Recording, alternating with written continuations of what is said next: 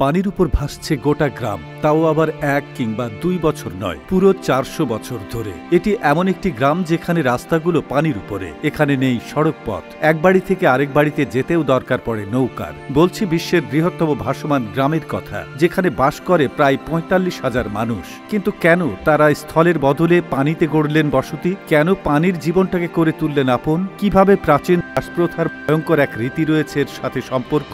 এসবের বিস্তারিত নিয়েই থাকছে এখনকার বিশেষ আপডেট। কল্পনা করুন 17 শতকের আফ্রিকা, ভয়ঙ্কর দাস ব্যবসা চলছে পুরো দমে, চারিদিকে শুধু ভয় আর মৃত্যুর ছায়া। ফন উপজাতির লোকেরা পর্তুগিজ দাস ব্যবসায়ীদের কাছে বিক্রি করছে মানুষ, দাসদের কাউকে ধরে বিক্রি করতে পারলেই মিলছে অর্থ।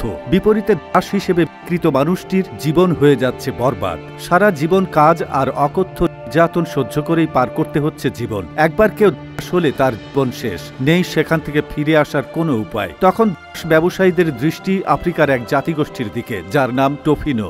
প্রথার সেই অন্ধকার সময়ে টোফিনো জনগোষ্ঠীর সামনে তখন মাত্র দুটি পথ হয়, না হয় পালিয়ে বাঁচা। আর তখনই তারা নিল এক ঐতিহাসিক সিদ্ধান্ত, মাথায় এলো এক দারুণ বুদ্ধি। যখন তারা স্থলের পরিবর্তে আশ্রয় নিল পানির বুকে, কারণ ফন উপজাতির ধর্মীয় বিশ্বাস তারা পানিতে কাউকে আক্রমণ করতে পারবে না। আর এই বিশ্বাসের সুযোগ নিয়েই টোফিনরা গড়ে তোলে এক অভিনব গ্রাম গানভে, যে শব্দের অর্থই হলো আমরা বেঁচে গেছি। আফ্রিকার বেনিন প্রজাতন্ত্রের লোকে রথের উপরে গড়ে ওঠা এই গ্রাম আজও টিকে আছে, যেখানে প্রায় 45,000 মানুষ বাস করে। এখানকার ঘরবাড়ি পানির উপরে, কাঠের খুঁটির উপর দাঁড়িয়ে। শুধু ঘর নয়, বাজার, স্কুল, এমনকি হোটেলও পানির উপরে। আর এখানকার প্রধান বাহন নৌকা। এই গ্রামে বেঁচে থাকার মূল অবলম্বনই হচ্ছে মাছ ধরা। এখানকার মানুষ এক বিশেষ জল চাষ পদ্ধতি এঁচা ব্যবহার করে, যেখানে ম্যানগ্রোভ গাছের শেকড় দিয়ে মাছ চাষ করা হয়। এটি শুধু টেকসই নয়, বরং পরিবেশ বান্ধব। তবে গানভির সবচেয়ে আকর্ষণীয় বিষয় হলো এখানকার জীবনধারা। প্রতিটি পরিবার তাদের নিজস্ব নৌকা ব্যবহার করে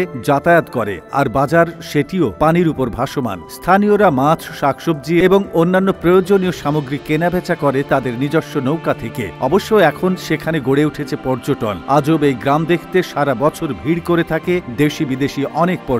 কিন্তু এত বছর ধরে টিকে থাকা এই গ্রাম এখন নানা সমস্যার মুখে। আধুনিক স্থাপত্যের কারণে ঐতিহ্যবাহী কাঠের ঘরগুলো ধীরে ধীরে কংক্রিটের ভবনে রূপ নিচ্ছে। পাশাপাশি পর্যটকদের সংখ্যা বেড়ে যাওয়ায় সংস্কৃতি পরিবর্তনের শঙ্কাও তৈরি হয়েছে। আর সবচেয়ে বড় সমস্যা পয় নিষ্কাশন ব্যবস্থা। অধিকাংশ বর্জ্য সরাসরি হ্রদে গিয়ে পড়ে, যা পানি দূষণের কারণ হচ্ছে। এই সমস্যার সমাধান না করা গেলে ভবিষ্যতে ঐতিহাসিক গ্রাম সংকটে পড়তে পারে। তবুও গানভি শুধু একটি গ্রাম নয়, এটা একটা ইতিহাস, এক বিস্ময় আর ভবিষ্যতের জন্য একটা শিক্ষা। কারণ জলবায়ু পরিবর্তনের ফলে সাগরের পানি বাড়ছে, আর অনেক শহরই পানির নিচে তলিয়ে যাওয়ার শঙ্কায় রয়েছে। তখন গানভির মতো ভাসমান শহরই হতে পারে নতুন যুগের সমাধান। প্রশ্ন হলো, ভবিষ্যতের জন্য আমরা কি গানভির কাছ থেকে কিছু শিখতে পারি? এই প্রশ্নের উত্তর হয়তো সময়ই বলে দেবে।